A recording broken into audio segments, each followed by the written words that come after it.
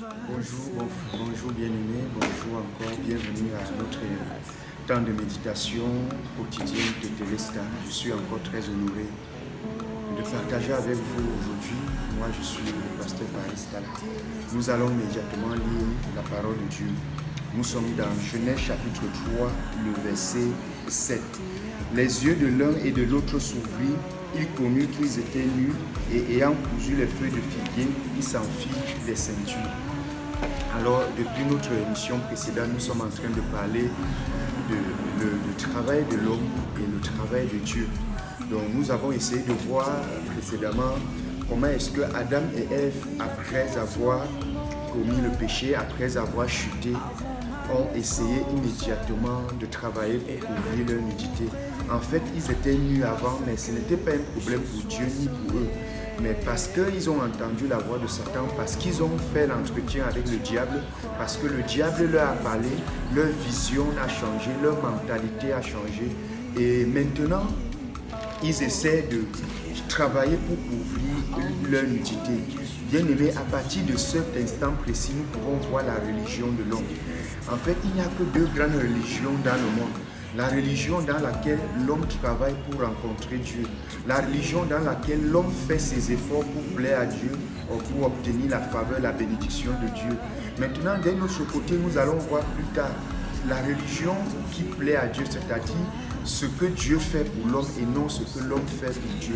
Donc Adam et Ève, la Bible dit dans le verset 8 que quand ils ont entendu la voix de Dieu, ils se sont cachés. Avant, ils étaient contents d'entendre la voix de Dieu. Avant, ils étaient contents de communier avec Dieu. Ils se sont cachés derrière les arbres. Oui, bien-aimé, c'est ça exactement le cœur de l'homme. Le cœur de l'homme, c'est que l'homme veut lui-même travailler pour couvrir sa nudité. L'homme a constaté qu'il a les difficultés, qu'il a les manquements, il a les faiblesses. L'homme constate qu'en lui, il fait tout pour plaire à Dieu, pour atteindre le standard de Dieu, mais il n'arrive pas. Mais du coup, qu'est-ce que l'homme fait? L'homme a mis en place des stratégies, des méthodes, des rites. L'homme a mis en place des principes qu'il doit respecter pour atteindre Dieu, pour atteindre le standard de Dieu. L'homme travaille tous les jours pour plaire à Dieu. Mais souvenez-vous d'Ésaïe, la justice de l'homme est comme un vêtement souillé devant Dieu. Oui, l'homme, Adam et Ève ont fait les efforts pour couvrir leur nudité. Les feuilles de figue qu'ils ont cousu pour couvrir leur nudité. Imaginez ce qui devait se passer quand le soleil devait frapper sur ça. Ça devait faner et tomber. Imagine combien de temps les feuilles de figue pouvaient résister à couvrir leur nudité. Un jour, 2 jours, peut-être un mois, mais jusqu'à là, ça devait toujours tomber. Ça veut dire que toutes les bonnes œuvres, tout ce que nous pouvons faire pour plaire à Dieu, le soleil de la justice de Dieu va toujours frapper sur ça et ça va tomber. Devant Dieu, nos bonnes œuvres, nos bons comportements, notre sanctification ne peuvent jamais couvrir, résoudre le problème du péché que nous avons créé, bien-aimé. L'homme ne peut pas lui-même travailler pour résoudre le problème du péché qu'il a créé. Quelles que soient les feuilles de figue ou de figuier que tu as cousues, pour couvrir ta nudité devant la justice de Dieu, ça tombe toujours. Je ne sais pas les méthodes, je ne sais pas derrière quoi tu te caches. Tu peux te cacher derrière tes diplômes, tu peux te cacher derrière ta beauté, tu peux te cacher derrière ton argent, tu peux te cacher derrière les bonnes œuvres. Tu construis l'église, tu donnes beaucoup d'argent à l'église, tu aides les veuves, les orphelins. Tout ceci, c'est ta justice. Toutes ces choses ne peuvent pas t'amener devant Dieu. Toutes ces choses ne peuvent pas satisfaire le standard divin. Toutes ces choses ne peuvent pas amener Dieu à t'accepter dans son royaume. Pourquoi? Parce que c'est les bonnes œuvres qui viennent de toi. Toutes ces choses, c'est les bonnes œuvres qui viennent de toi. Et dans ce texte, nous pouvons constater que Adam et Ève, avec les feuilles de figuier, ne pouvaient jamais couvrir définitivement, permanemment leur nudité.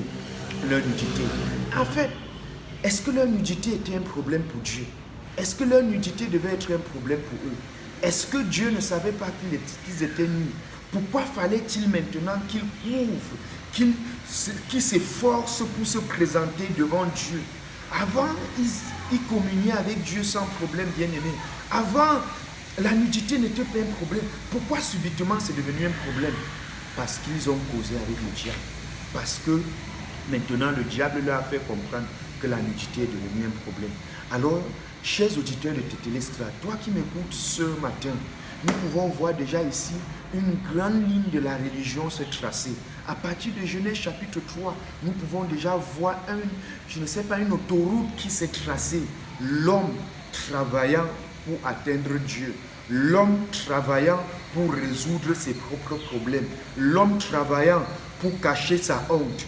L'homme travaillant pour cacher sa nudité. C'est comme ça. Nous tous, nous travaillons pour avoir une bonne apparence. Nous tous, nous cachons notre véritable nature. L'homme, quand il veut sortir de la maison, se rassure qu'il est, apparemment, il est bien. Pourquoi? L'homme a un grand souci, son apparence devant les hommes, sa réputation.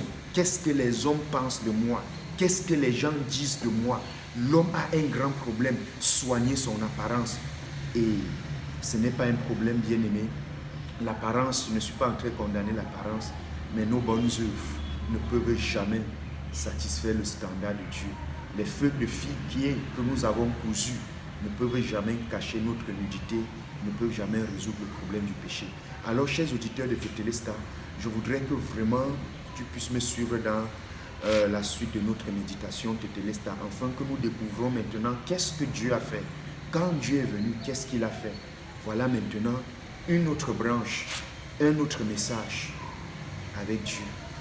J'honore le Christ en toi. Tu es saint, tu es juste, tu es parfait. Rendez-vous demain s'il plaît à Dieu.